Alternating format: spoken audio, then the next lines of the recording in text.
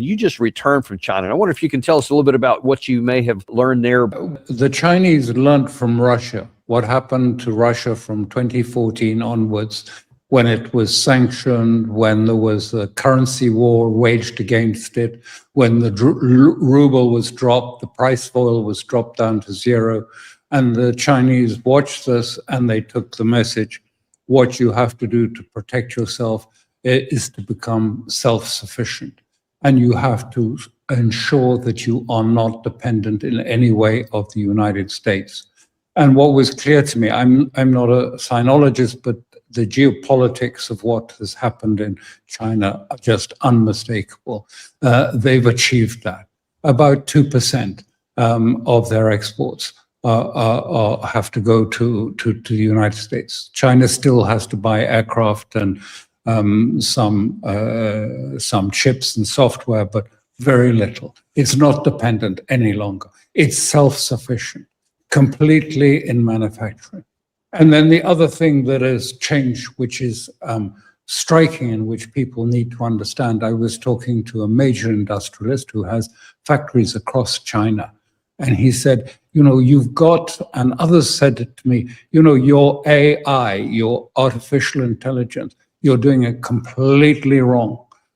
And we have done it very differently. So unlike you, where you have these, it was based on military structures of, Palantir and of targeting people that are seen to be hostile.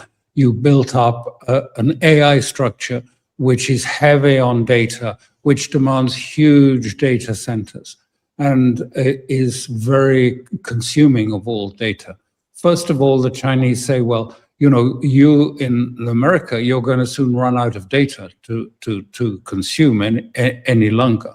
But what we're doing and what we have done is simply we have used diffused AI. It's barely AI any longer. It's the application of AI to industrial production, to on the shop floor production. That's how we do this. And we don't spend all this money on this. And what has it done for us? The man who has these factories said, if I take just one of my factories, if a year ago I was employing 2,000 people, it's now 200. Now, that means, we are super competitive. In 1 year, we are in price deflation in China because of the competitive gain we've had. The effect of this has been so startling that we are really competitive. And what is more, you are in an inflationary cycle. Tariffs and all these things causing America to be inflationary. And they were saying, you can't compete with us. It's, we have overmatch. You can't compete with us at that range. And if you add into that, America's desperate for a success in AI. In China, where electricity is available, unlike in parts of the United States, available for, mega data centers. A gigawatt of energy in China is 1/6 of the price of a gigawatt of energy that would be available to these big AI giants. And if you wanted to become competitive on that basis, you'd have to devalue the dollar by about 45% to become even vaguely competitive with China on AI or on manufacturing. And why I'm saying this to you is not to extol China particularly, but they deserve, acknowledgement of what they have achieved. It's an extraordinary achievement. But they say, your AI will not have revenue. Ours has obvious revenue because it's open source, open product, and we are getting the advantages, the revenue coming from our competitiveness. And yes, there's some unemployment, but our economy, because of our competitive state, is growing so much that most of these people will be directed, and that is the purpose of the state, is to help them to move into the areas of the economy if they have to leave manufacturing to another spot. But I mean, it changes the strategic position totally. And my message really would be to say, you know, we have to think in the West how to manage this change. We are, you know, it's just impossible. I mean, the United States is just not competitive with China. You can't sell to China at the moment on these on this basis. What kind of changes would be required? What could we do to properly respond to these evolving conditions? Well, not go to war, not do something stupid. Okay. That's a good first place. Not do something stupid in Venezuela, because China has, you know, this is the new war that Trump is starting. It's the war about the next economic model that is going to be prevalent in the world. Is it going to be, you know, the Bretton Woods free trade model, or is it going to be the Chinese vision of an economy in which, if you like, you know, it is the people that count, and not just simply the markets. It's the reversal. In the West, the markets dominate and the people serve the markets. In China, the markets are supposed to serve the needs of China and Chinese as a whole. And they're very different models. And I'm just saying that what needs to be happening, Venezuela is important because, you know, Venezuela offered Trump everything in the summer. He offered him without violence, without any violence, and then China in November, I think it was at the Shanghai Expo, China offered Venezuela $1 billion in investments in their oil industry, ports and corridors, and all of these structures. And the NSS said very specifically, in Fortress Americas, the new regional sphere of interest of the United States, we will not tolerate the infrastructure of any competitor in it. It said, we will drive it out, quote, we will drive it out. Only America will have primacy in the state. And so this line of ships, this naval blockade, is about driving out the Chinese infrastructure, loans, corridors, systems of payments. And in fact, let me just ask, I know we're running low on time, but I'd like your opinion on what do you think about this announcement last night by President Trump that there's a veritable oil embargo against Venezuela, and he's not going to allow any ships to go in and out. I mean, historically, this has been an active war. How do you see it? Well, I think China will react to it, and this is why I'm saying, you know, you're in a position now with China. You know, that they have the leverage and you don't. And the best thing is to manage it. But this is not how to manage. This is going to do just the opposite. This is going to put you in contention with China. China is a very powerful state now. It will, I don't think it will just lean over. If you look at the map of the Americas, the Latin America at least, and you just mark the ones that have big exports to China in color red, it's almost all red, just up to Colombia in the north and one other state in the north. And you're going to go and root out all of these Chinese systems of infrastructure from the whole of Latin America. Well, the best of luck with that. It's not going to be pleasant, and it will put you into contest because not only China is there, but Russia is there and Iran is there too. So this is a real, you know, potential time bomb for going off. So you said China could react.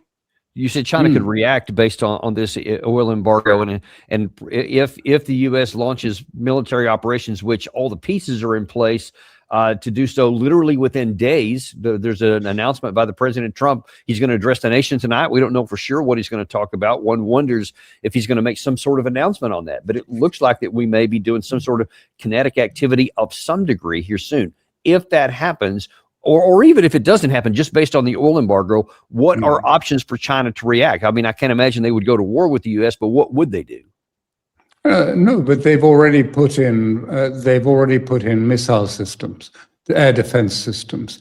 They've already, looked at this, and Russia has done as well. I believe put in air defense systems. I don't know which ones, but I believe they have put in air defense.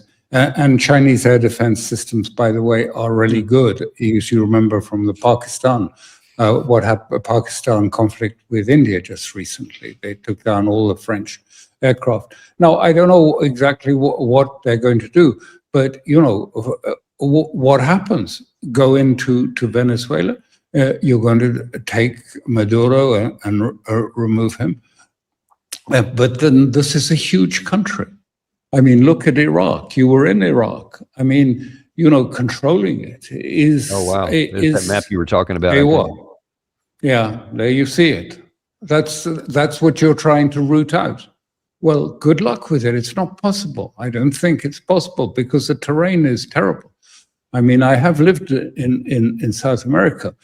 I mean, guerrilla war in the jungles, in the areas, I mean... yes, you can go into the capital and you can take over the capital, but it's a huge country. And if it turns into some sort of war of militias on the ground, I don't know, I'm not military in the way you are. You know better than me how difficult it would be on the ground. And I'm looking at it, the geostrategic picture and saying, this is not something to do because it's going to take you in already. I mean, it's going to be difficult with Russia now after what's happened. Where are we going to go? Escalation against Russia? That seems to me the most likely consequence of this, because I don't think, the powers that be, the higher powers will accept, that Russia is going to emerge as the prevailing, is allowed to prevail against the West there.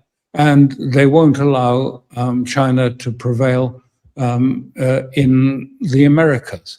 So it's going to, how are you going to manage it?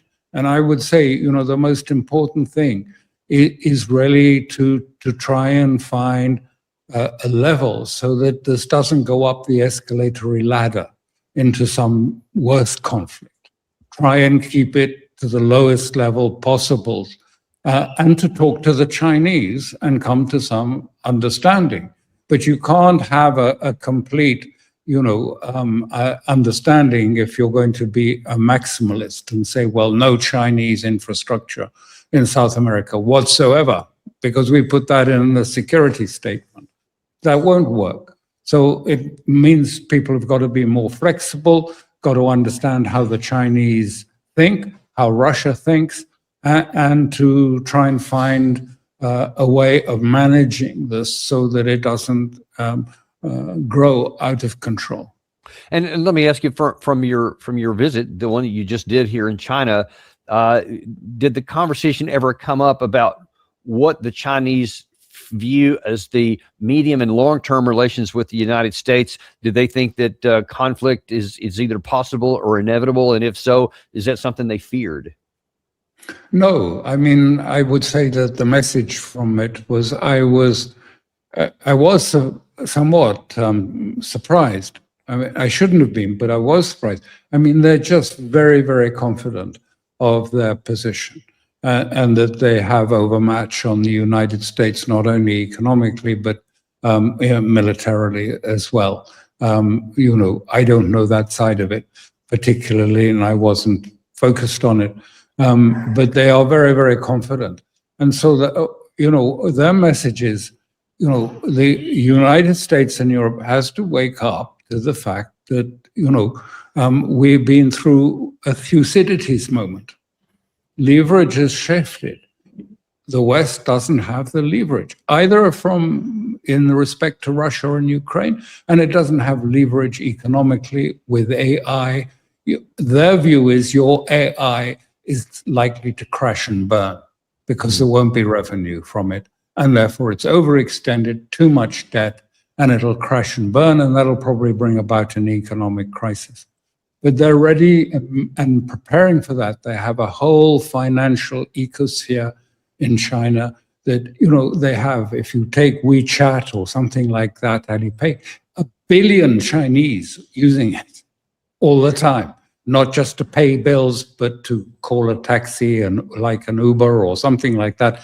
Everything is on these systems with 1 billion people using them. Imagine how easy it would be just to sort of unfold that across Central Asia. Well, it's already unfolding across Central Asia. I mean, things are changing. And that would be my message, got to really sort of or think carefully about how to manage this change, how to deal with it, and not let it turn into something incendiary. And it's assuming you still have time. If you have to leave, I understand. But I'm okay. Given your experience and the decades you've been around and involved in international interstate discussions, it seems to me that the big celebratory moment that we had when we won the Cold War, after we showed a Desert Storm that we were the preeminent military power on the planet.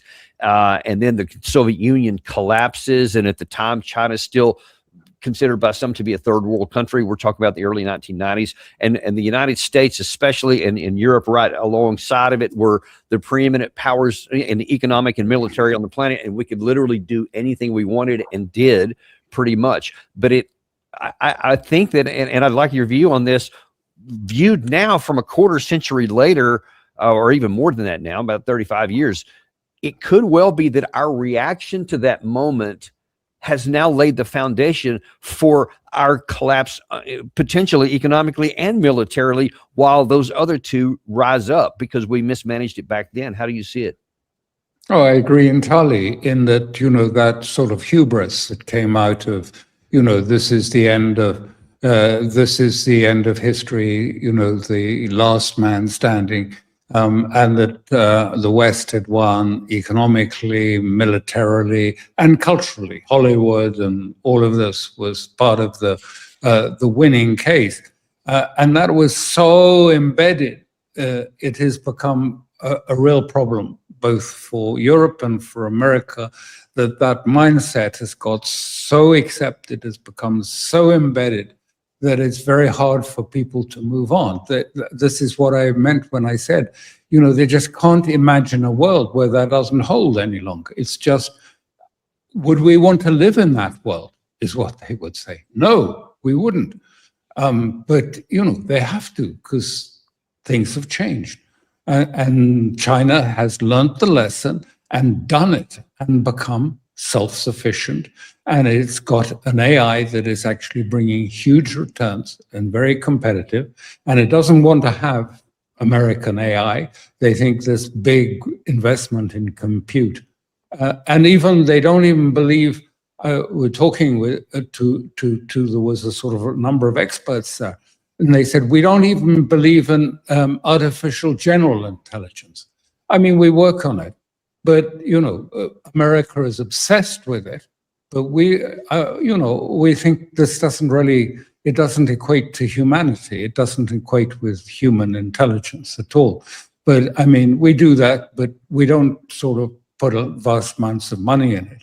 But, the West is embarking down the wrong path and may well find that they do crash and burn, or at least the Magnificent Seven AI companies do crash and burn, because they won't get revenue just from that, because you've got no industry. You can't do this sort of low-level dispersal of AI at a very straightforward. It's not even AI really. It's sort of a more sophisticated automation type of structure. Right. And that's changing but it would take years to do that now. It would take a long time for America to to move to a self-sufficient type of economy, because you and the West, and Britain particularly, went down the route of financialization. So it was much better. You made more money sort of arbitraging the dollar against, derivative prices, and you made more money doing that than you would make 3%, 5% on actually building a plant and manufacturing things. So, the real economy has been starved, and the financialized economy has become a huge balloon filled with, the benefits of zero interest rates and credit flowing to hedge funds and to all these. And now you have this huge danger of a shadow financial system, which is 50% of America. And as the BIS said just the other day, we don't know what's in it. We have no idea. There's no regulation of the shadow financial system, banking system. So we don't know what's lurking there. You say that it would take a long, long time for America to retool this. Well, that would only take a long time if you actually started to change it, which we aren't. Because it seems to me, you tell me what you think, that this elite system that you're literally just describing right there about how they're making money, they chose to arbitrage the currency, et cetera. They prioritize getting quick returns here. They have succeeded and they have benefited tremendous amounts. So they have literally negative incentive to change anything and to ride this out as long as they can. And then when the yacht sinks, to use our earlier analogy, they'll just, at least they think, they'll just pop off and get on another boat and let the rest of us go down with it. Yeah, because, what it has done, and they're right, the 10%, the 0.001% now own 3 times the amount of wealth as the bottom half of the American households. But what they've done is bifurcate the economy. There's no such thing as the American economy. I keep seeing people talk about the American economy. There isn't such a thing. There's what I call the cornucopia economy of the hedge funds and the money managers and the Wall Street people who don't even have to lift a finger, and the market goes up and they make more and more and more. And then there is the rest of the economy, same in Europe, that is just slowly getting poorer and poorer and poorer because the prices go up and real wages don't go up. There was a terrifying graph that was frightening Wall Street, where they took the start point as the introduction of ChatGPT, and then they had one graph was the increase in the S&P going up 70% since that, and then the other graph falling away, the other vector falling away, job openings down 30%.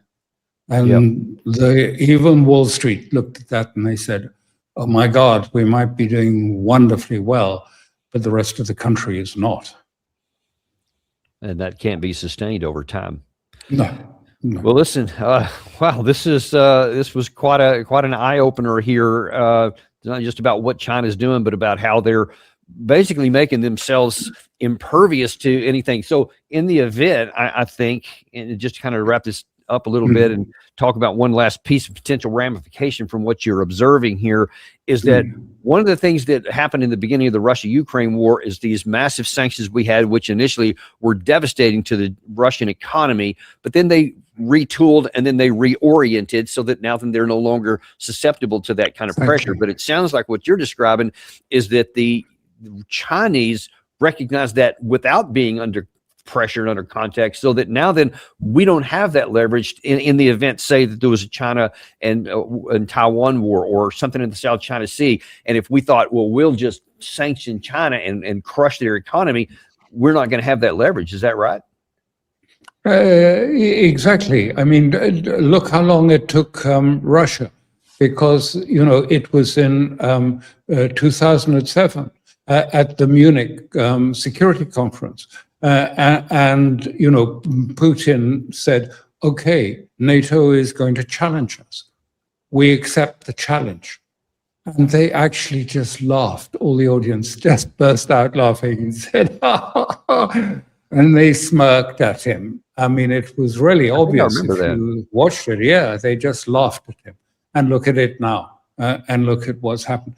Russia is not completely self-sufficient like China, but it's self-sufficient sufficiently to survive the sanctions and tariffs being put on it. So it is surviving that. It's, of course, it's not perfect, but I mean, that's what they've done. They've made it, if you like, a self-circulating economy. So what they produce, they buy, and what they buy, they produce. And there's a small layer, which is the export market. But they try and keep it small so that they don't have dependency on any one state and therefore become vulnerable. And China learned that from that period, from 2014. They saw exactly what was happening to Russia. And they said, well, we're going to stop that happening. Self-sufficiency, a closed capital market, so we can't be affected by the US doing, financial warfare against us, changing the level of the interest rates like happened in South America and collapsed the economies.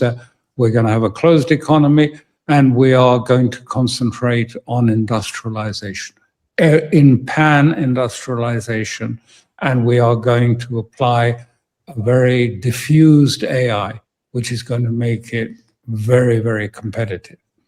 And they've done it. Wow.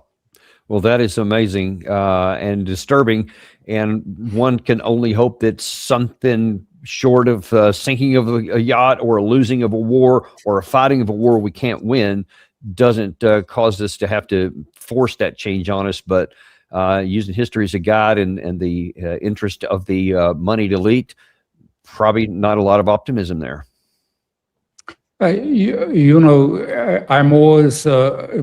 it doesn't gain me many friends, but I'm always one who try and say, it's best to look truth in the eye, because that's the beginning of your way out of the problem. Amen. To understand it and then you're singing our song here, and we praise that whole idea, and that is the only way. Even though a lot of this information by itself is bad, but unless you are willing to face those and be aware of the level of challenges you face, then and only then can you actually have a shot at avoiding that kind of outcome. So we're very grateful to you for providing that light on the truth today. Thank you very much. Well, thank you for having me on your program. It was a pleasure. Thank you. Always our pleasure. And just listen, if you're like me, you're like, wow, I want to hear a lot more from this incredibly intelligent fellow. Go to conflictsforum.substack.com, where Alastair Crooke puts a lot more wisdom and nuggets of gold out for you to read. Thank you very much. And we will look forward to seeing you guys all on the next episode of the Daniel Davis Deep Dive.